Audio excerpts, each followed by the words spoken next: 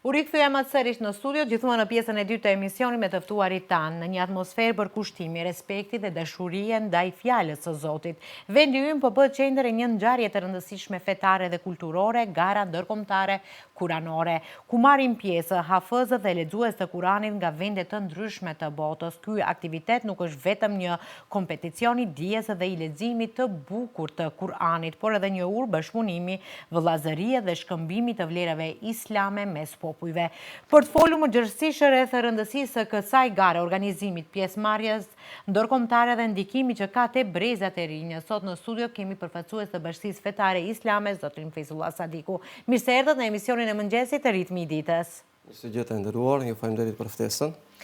Atëherë të flasim se sa është e rëndësishme kjo ngjarje për Bashkinë Fetare Islame, që një ngjarje e tillë po zhvillohet pikërisht në vendin tonë. Me sa e di unë, nuk është hera e parë që po zhvillohet një ngjarje kaq e rëndësishme në Maqedoninë e Veriut.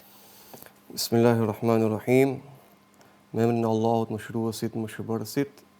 Fillimisht, para së gjithash, në këtë ditë të bukur xumaje, përfitojmë nga rasti që të falenderojmë Zotin e plotfuqishëm, i cili nga ka krijuar dhe pikërisht në këtë ditë xumaje, që është një ditë e dalluar për besimtarët musliman në mbarë botën në përgjithësi, është ditë në të cilën pranohen edhe duat dhe lutjet tek Zoti i Madhërisëm. Andaj gjithë secili i cili e ndjek këtë emision tani, është mirë që t'i drejtohet me lutje, me dua Zotit të plotfuqishëm, brengat e se ti ka, ti kërkoj që i Madhi Zot t'ja largoj, t'ja minjanjoj dhe nëse ka ndonjë sëmundje eventualisht ta shëroj. S'ka dyshim se jemi duke folur për Kur'anin famëlar, librin me të cilin Zoti plotfuqishëm na ka udhëzuar neve dhe gjithë botën mbar. Kurani famëlar është mrekullia më e madhe që Allahu Dhul Xhelali ka dërguar njerëzimit. S'ka dyshim se Kurani famëlar si libër i tërësishëm nuk zbriti nga qielli, por zbriti në forma graduale, për një periudhë të gjatë kohore 23 vjeçare. Andaj, ne sot e kemi atë në një libër të kompletuar dhe të formuar, por është vullneti dhe dëshira e Allahut Dhul Xhelal që ne ta gëzojmë sot si libër këtë, mirë po forma se si ai ka arritur deri tek ne ka qenë jashtëzakonisht e mundimshme. Por ka qenë e garantuar ruajtja e tij nga Allahu Dhul Xhelal. Për këtë arsye Zoti i plotfuqishëm edhe është zotuar dhe na ka garantuar në Kur'anin famëlar duke thënë se inna nahnu nazzalna dhikra wa inna lahu lahafidhun. Me të vërtetë ne e kemi zbrit Kur'anin famëlar dhe ne do ta ruajmë atë. Ruajtja e Kur'anit famëlar ka qenë duke mësuar atë përmendesh gjenerat pas gjenerate, prej tani e deri te pejgamberi i Zotit Muhamedi alayhi salatu wassalam, apo anasjelltas nga pejgamberi alayhi salatu wassalam,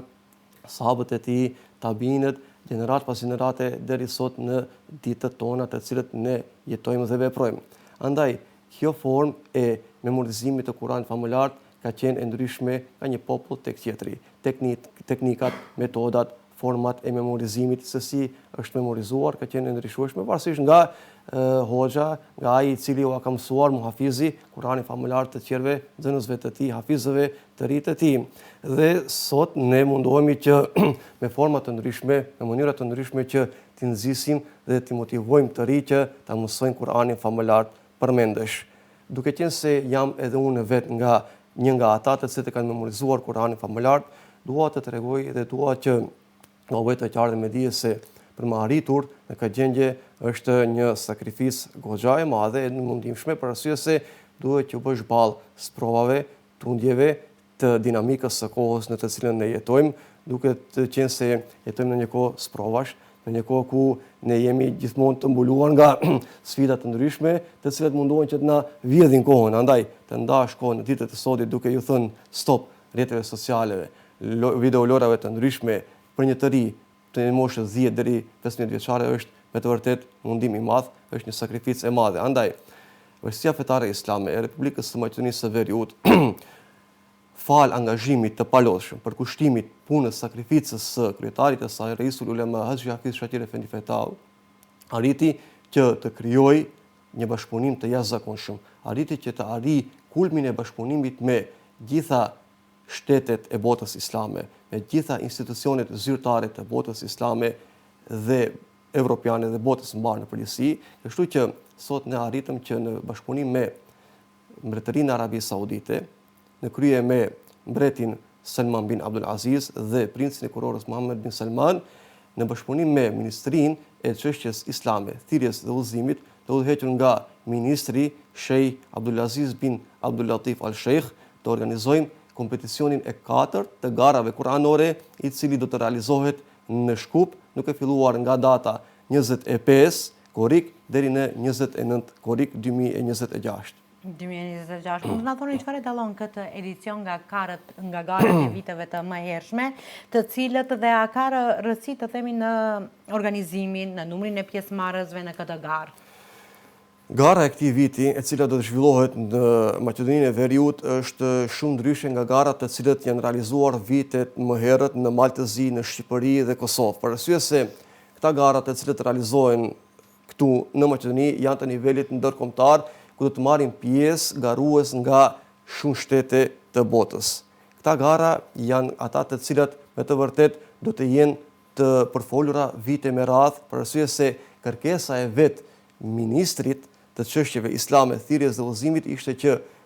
ky edicion i garave të jetë më grandios, për faktin se ai ka një miqësi të përafërt me kryetarin e Bashkisë Fetare Islame, Rais Ulema Xhafi Shatire Feni Fetaj, dhe dëshiron që garat e Maqedonisë të jenë në nivel krejtësisht tjetër, duke filluar nga pjesëmarrja e garuesve, shpërblimet të cilat do të jepen për garuesit janë në shuma shumë më të larta se sa viteve të tjera, dhe kompeticioni do të jetë me të vërtet i jashtëzakonshëm. Mund të na thoni çfarë do të thotë për Bashkinë Fetare Islame, fakti që vendi ynë po bëhet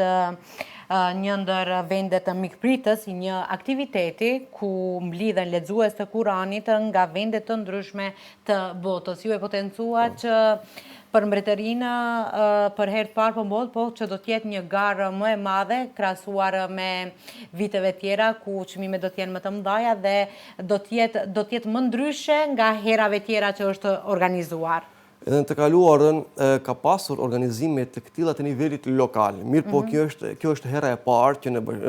Republikën e Maqedonisë së Veriut, në kuadër të Bashkësisë Fetare Islame të Republikës së Maqedonisë së Veriut, organizohen gara të këtij niveli. Dhe kjo është një krenari e veçantë për neve si pjesëtar të atij institucioni. Në veçantë është krenari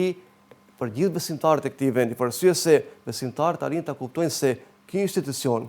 dhe i cili është kupolla e gjithë besimtarëve të këtij vendi, ka arritur që të fillojë një besueshmëri të madhe në raport me Mbretërinë e Arabisë Saudite, e cila na ka besuar neve organizimin e këtij kompeticioni të 4 të garave kuranore, në të cilin do të marrin pjesë, siç e përmenda, garues nga 17 shtete evropiane dhe aziatike. Si është përzgjedhur juria e këtij kompeticioni dhe çfarë përvojë dhe autoritete kanë anëtarët e saj në fushën e leximit dhe mësimit të librit të shenjtë të Kuranit? Antarët e juria do të jetë e përbërë nga 5 antarë plus një që do të jetë rezervë, që eventualisht nëse ndonjëri prej antarëve të jurisë i ndodh diçka, tjetri ta zëvendësoj menjëherë. Kryetari i komisionit të jurisë do të jetë nga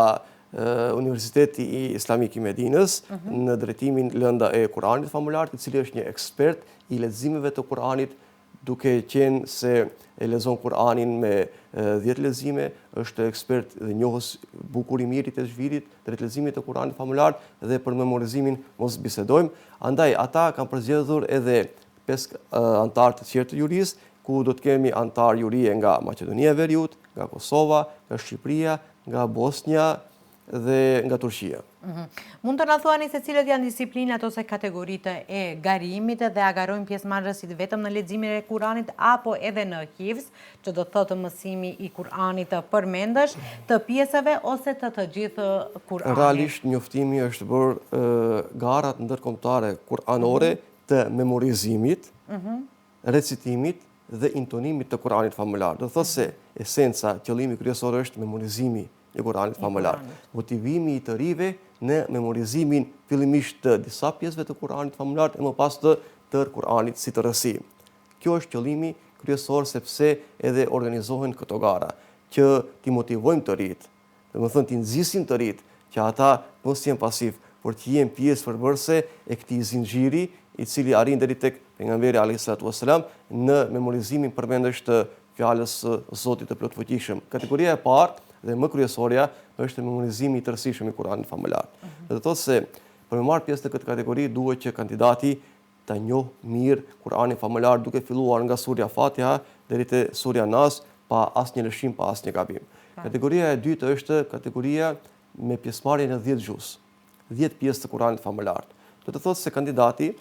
përgatitet për 10 pjesë të Kuranit famëlar dhe ata pjesë paraprakisht i përcakton para komisionit, ku secilit kandidat është dërguar emaili nga i cili është kërkuar konfirmimi dhe precizimi se prej cilës pjesë deri te cila pjesë do të lexojë, 1 10, 11 20 apo 21 30. Paraprakisht kandidati e din se cilët 10 pjesë do të ketë pyetje, nga cilët 10 pjesë do të pashtrojnë atij pyetje. Pastaj është kategoria e tretë, që është për 5 pjesë të Kuranit famëlar, 5 gjuz.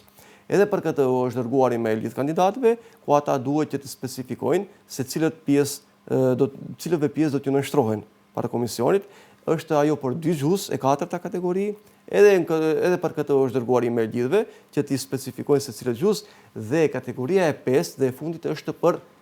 fëmijët, për të rinjt. Për arsye se është nga mosha 7 deri në moshën 12 vjeçare, është lexim me të pame Kuranit famëlar para antarëve të komisionit, duke përzgjedhur 5 gjuz, 5 pjesë radhazi, njëra pas tjetrës. Kjo është bërë me qëllim që t'i nxisim edhe voglushët, të rinjt, të vegjelit, që edhe ata të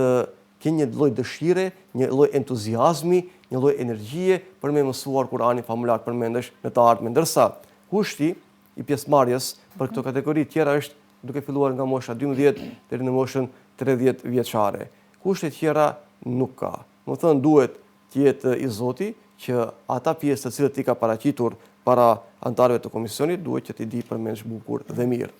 Sa është numri i kandidatëve? Ka dalluar nga viteve të kaluara, qoftë nga vendi, por edhe nga vende tjera?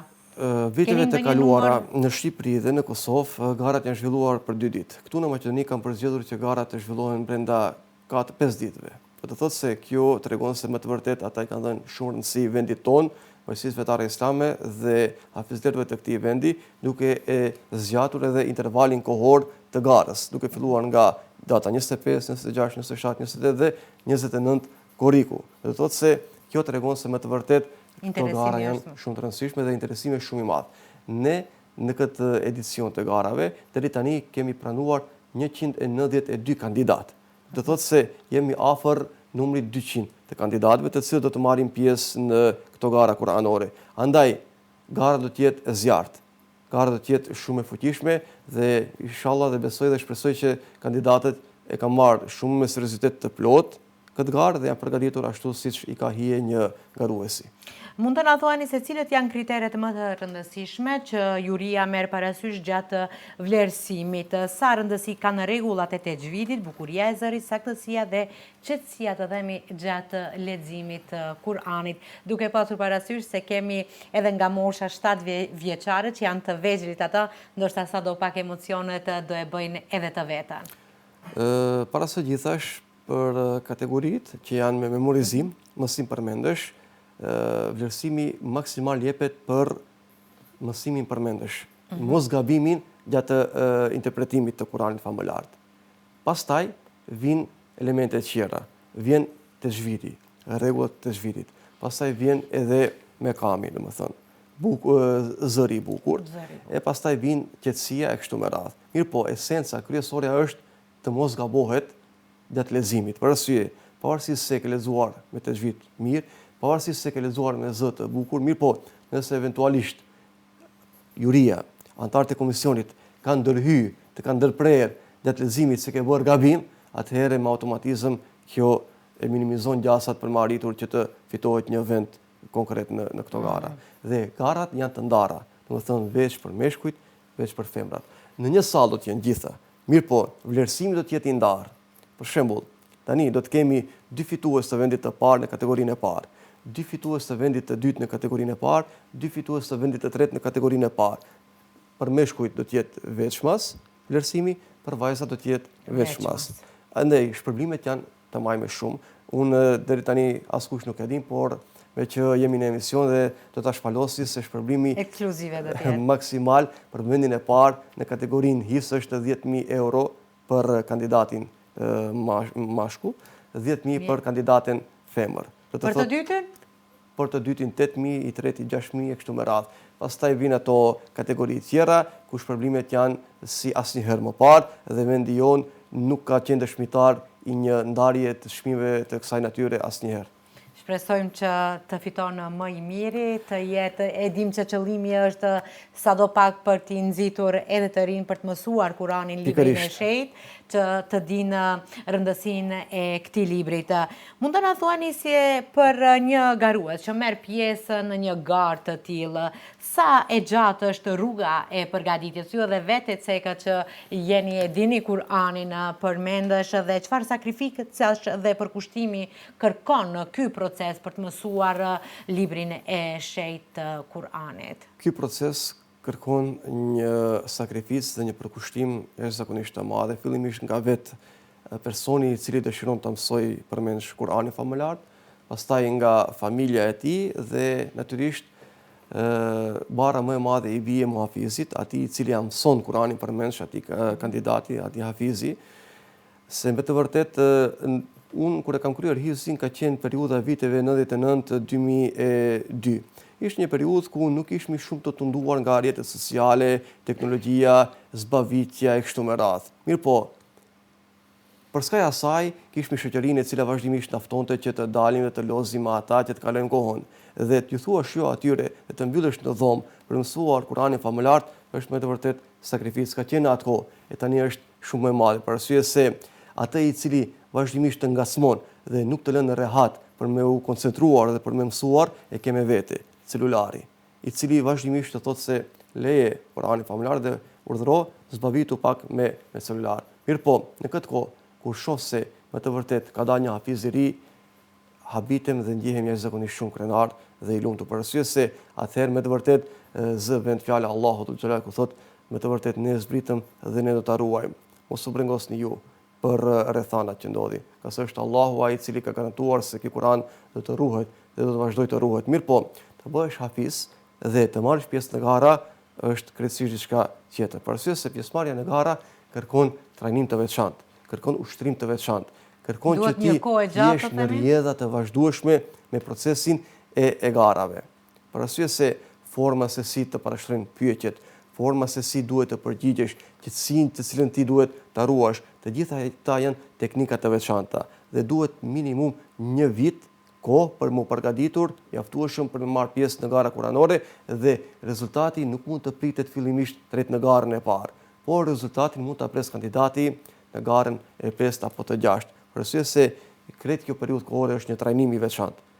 është një ushtrim i veçantë, është një përvojë e veçantë. Për këtë arsye kandidatët duhet të ndjehen të lumtur dhe krenar vetëm me pjesëmarrje. Asesi nuk duhet që të dëshpërohen nëse eventualisht nuk kanë arritur që të nxënë vende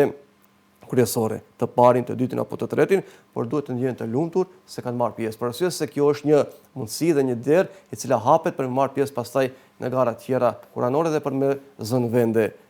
vendet e para, kuptohet. Mund të na thoni se për te aspektit të garimi, sa ndikojnë këto aktivitetet të themi në forcimin e lidhjeve mes institucioneve islame dhe në promovimin e respektit, bashkëpunimit dhe vëllazërive të themi mes popujve?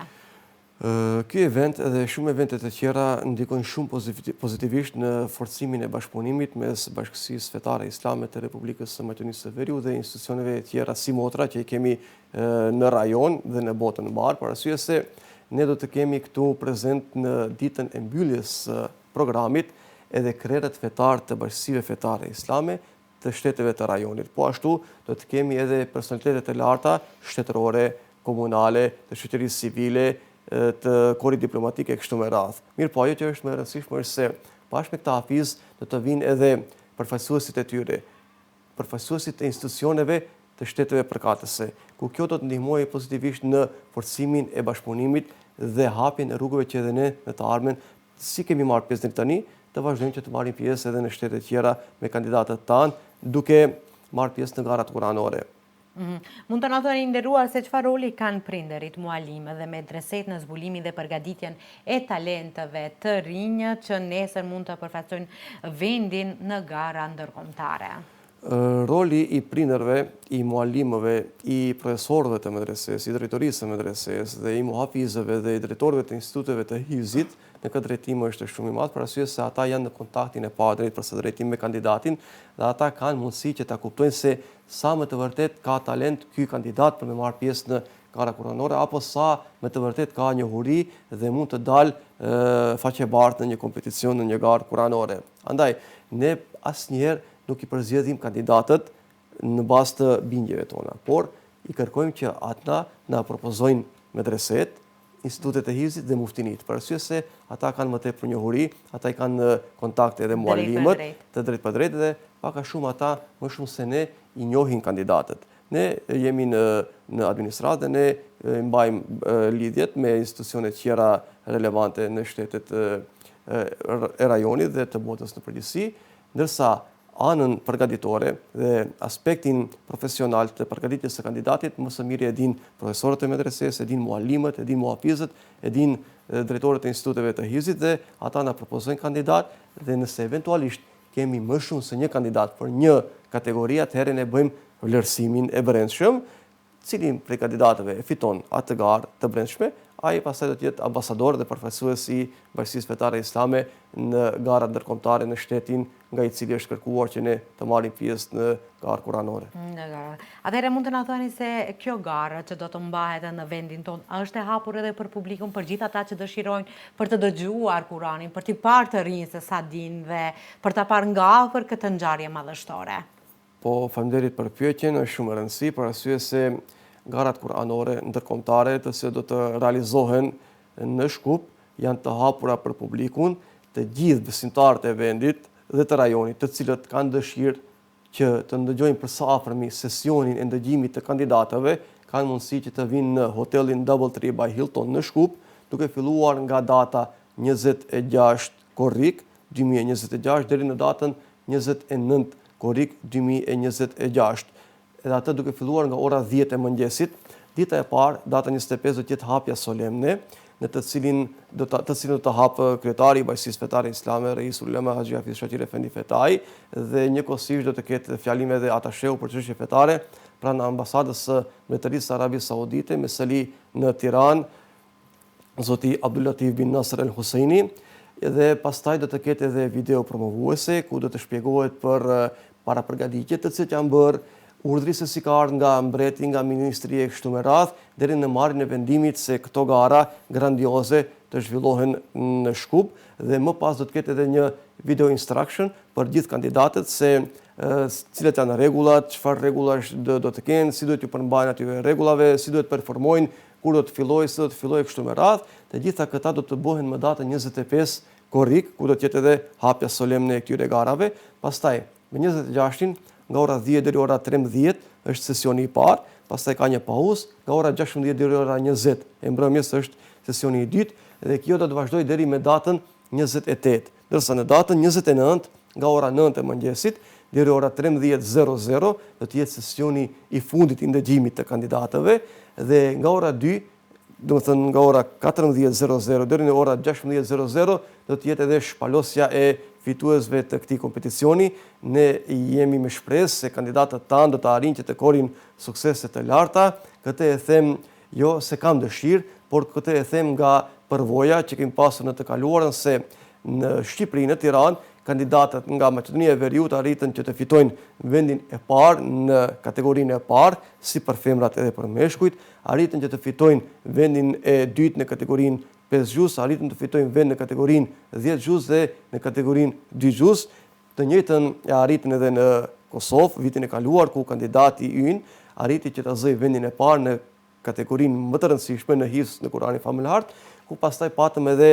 vende në kategori tjera të certifituam, që me të vërtet ishte një krenari e veçantë për neve si institucion, për muhafizët tanë, për drejtorët e instituteve të hifzit, për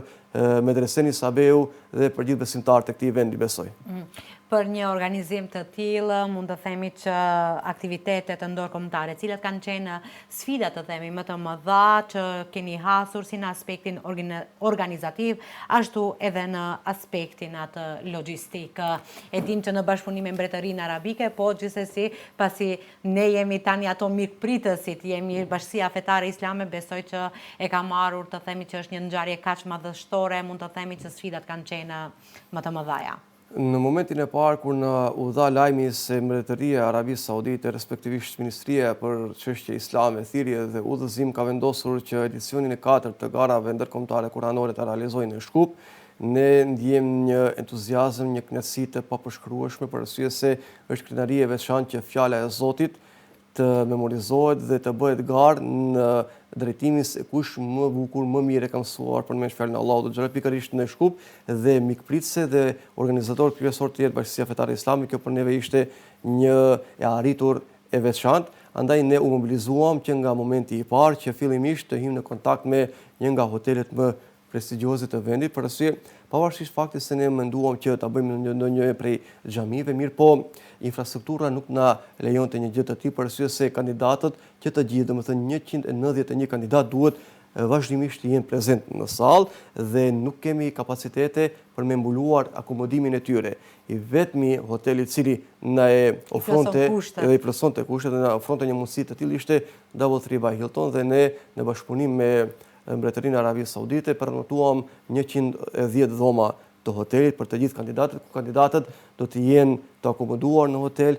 prej datës 25 dhe check-outin ta bëjmë në datë 30. Pastaj kemi pasur sfida të tjera për me rregulluar binën, skenën, duke prenotuar edhe kompani të ndryshme të cilat do të organizojnë dhe të rregullojnë edhe LED-in, ekranin, ku secili kandidat kur do të parashtrohet pyetja nga Kurani famullar, ai nuk do ta sheh mirë, po kandidatët tjerë do të kenë mundësi që ta ndjekin në ekran faqen e Kuranit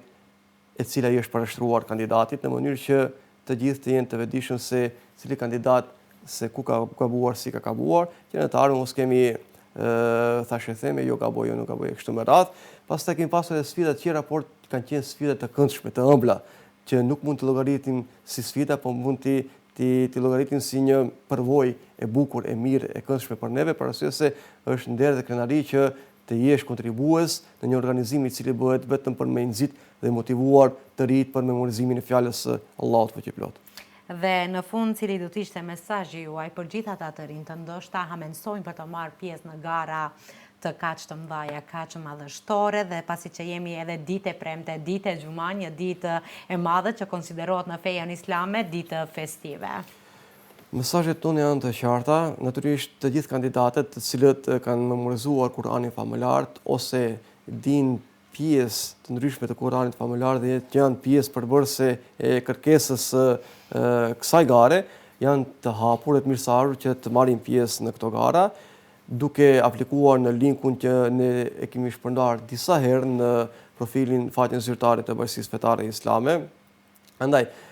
kërkesa ime tjetër është që prindërit mos hezitojnë as pak, mos hamendësojnë as pak, që t'i dërgojnë fëmijët e tyre tek mualimi apo tek muhafizi më i afërt, që ta memorizojnë përmendësh fjalën e Zotit të plotfuqishëm. Nuk ka begati dhe krenari më të madhe që mund t'i jep Zoti i plotfuqishëm dikujt se sa t'ia bëj fëmin hafiz, bartës i fjalës së Zotit të plotfuqishëm. Do të thotë se ti je një nga ata hallka të cilët e përbëjnë zinxhirin i cili arrin deri tek pejgamberi i Zotit Muhamedi alayhi salatu wassalam. Dhe kjo ndjesi të bën që të ndjehesh gjithmonë i këndshëm dhe i rastshëm. Për arsye se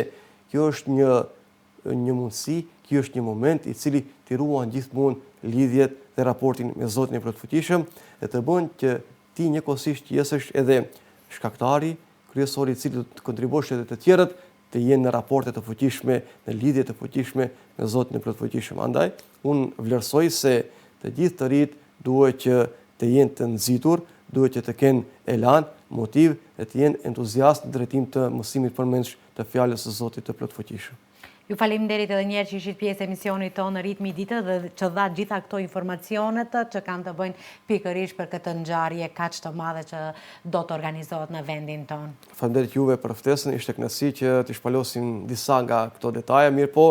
të gjithë ata të cilët dëshirojnë që të mësojnë më tepër janë të mirëseardhur në hotel DoubleTree by Hilton në Shkup, duke filluar nga data 26 korrik, me fillim nga ora 9:10 e mëngjesit deri në përfundim ora 20:00 në mbrëmje, edhe atë 26, 27, 28 dhe 29 korrik. Ju faleminderit. I faleminderit. Atëherë dhe unë shfrytëzoj rastin edhe një herë që ta bëjmë edhe unë nga unë një ftesë publike për gjithë besimtarët të musliman të cilët të dëshirojnë për të dëgjuar leximin e Kur'anit që do të bëhet pikërisht nga dita e diell deri ditën e mërkur. Ju shikues të nderuar keni mundësinë ose ju besimtarët musliman për të parë nga afër këtë ngjarje që do të organizohet pikërisht në vendin tonë. Atëherë mua nuk më ngelet gjë tjetër përveç se të ju përshëndes dhe të ju dëshiroj një ditë të mbar. Mirëmbëjtje.